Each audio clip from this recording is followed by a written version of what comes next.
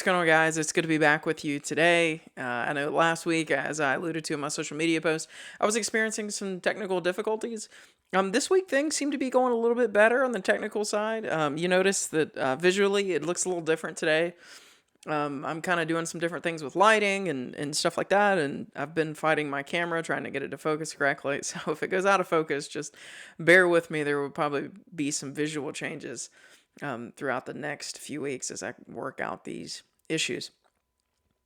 I remember when I turned 13 years old, as soon as I became a teenager, I thought to myself, I'm ready to move out. I'm ready to go. And I had a plan to move to New York and live the dream, whatever living the dream meant. And I think as soon as I turned 13, I shared a mindset that I think a lot of teenagers have. It's that mindset that I'm going to move out. I'm ready to move out of the house. I'm ready to leave the home, ready to be under my own home, my own rules, that kind of stuff, right? I think a lot of teenagers think that way. And I think parents, I believe it's difficult for them to see their kids move out and to go, but deep down that they want to see their kids leave the home, to move out from under their roof, to be successful, to get their life started, right? That's typical.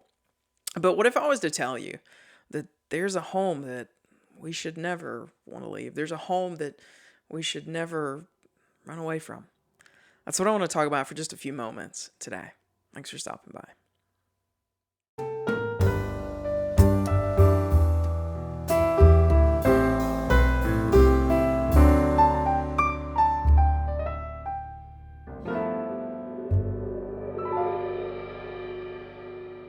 So, our passage today is coming from the book of Psalms, Psalm 90, verse 1. Just one verse, and it says this: a prayer of Moses, the man of God. Lord, you have been our dwelling place in all generations. I kind of want to focus in really quickly on that phrase, dwelling place. Now, that's a Hebrew word used there, ma'on, ma'on. It means, this is a good translation, dwelling place. It can also mean refuge. You see, the Israelite people, they understood that for all the craziness of the world, the passage goes on to talk about how our life is short, right? They understood that God was their home, their place of safety, their comfort. God was their ever refuge. And why I say their ever refuge is because, as the psalm says, you've been our dwelling place through all generations. And the same is true for you and I today. It's the same reality. That for you and I, the place of safety, the place of comfort, the place of joy, the place of peace, the place of hope is God. It's our Savior, Jesus Christ. Just as the Israelite people could make that cry, God, you are our dwelling place. You are our home, as we are strangers wandering through this dry and weary land at times. We can say the same thing, and we should be saying the same thing. That God, you are our dwelling place.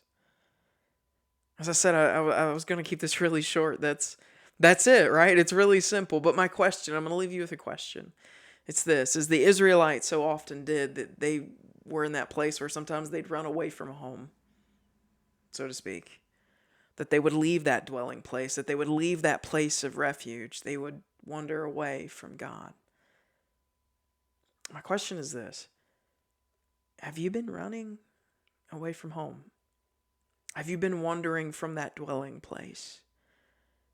Have you been turning further and further from that place of refuge? If that's been you lately, then let this short message serve as a reminder to come back home, to turn around and come to God. One of my favorite stories throughout the Old New Testament is the story of the prodigal son, right?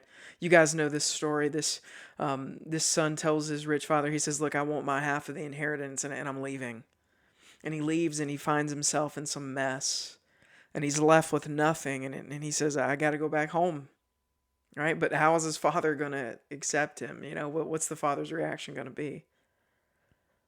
And as the son makes his way home, the most telling part of the story for me is before he even makes it to the house, His dad sees him and he takes off running.